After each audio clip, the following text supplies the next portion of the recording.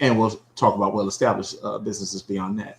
But let's start with a startup. So for a startup that's saying, "Hey, I want to get out here," they see, you know, vibe coding or whatever, right? You know, and it seems like I'm jumping all over the place, but these are the questions I get that I answer.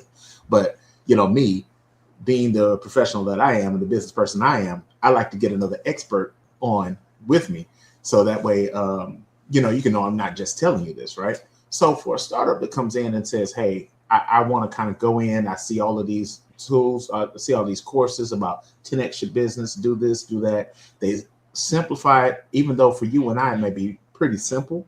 They oversimplify it for the end user who says, "Okay, I'm going to invest this money," and then they don't do anything with their LLMs, and then they invest the money again, and they don't know, just because they don't know what tools to use, what models to use, or they don't have the strategy.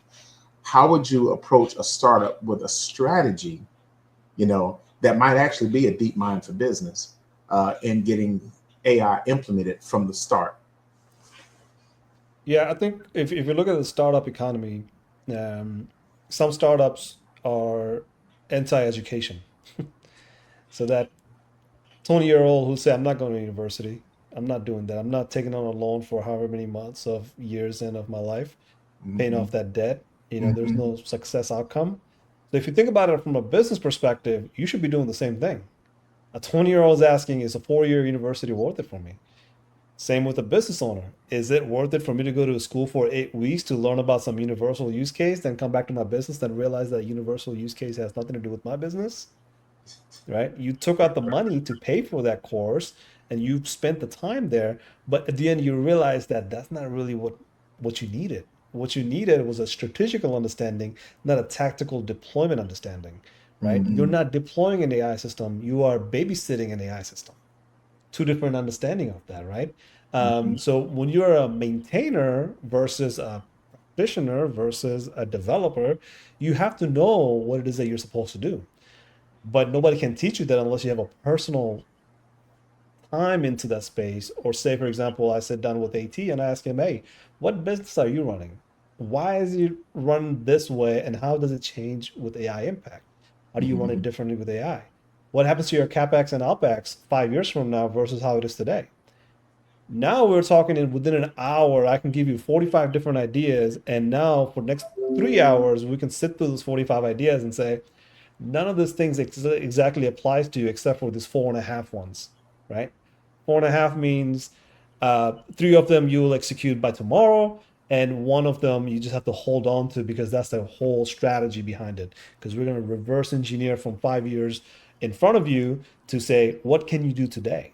Those three things you can do in the next 24 hours. What can you do in the next 24 days? Can you deploy that? Can you generate revenue in the next 6 months using this, right? Mm-hmm. Conversation goes from you going to school for 4 years or going to a boot camp for 8 weeks. Now it's very personalized to your needs. Like I said, it starts with opportunity, but you have to optimize it. So opportunity is those 45 things, but when you optimize it, you only realize you only need four and a half, right? Gotcha. But you have to understand the risk behind it. Just because you think you're going to make money off of it does not mean that's the case. Because if you get attacked one time in a cybersecurity incident, that 6 months of plan goes out the window. There's no recovery from that, right? So you have to do things that are, I have to do something today, and then I have to keep investing and mature that system. So that way, even if I do get attacked, I have some other ways around to recover from it, right? And recovery in IT system is not same as recovering from AI system, because there's a lot of data work that you have to do. There's a lot of processing you have to do. You have to have a data engine. So depending on what it is that you're shielding from the attackers, no matter what they attack, as long as they don't attack the core of your system, you have better recovery than IT systems. And Right. Right. there's just a whole ways to talk about it, but that's the kind of technical gist of what do you have to deal with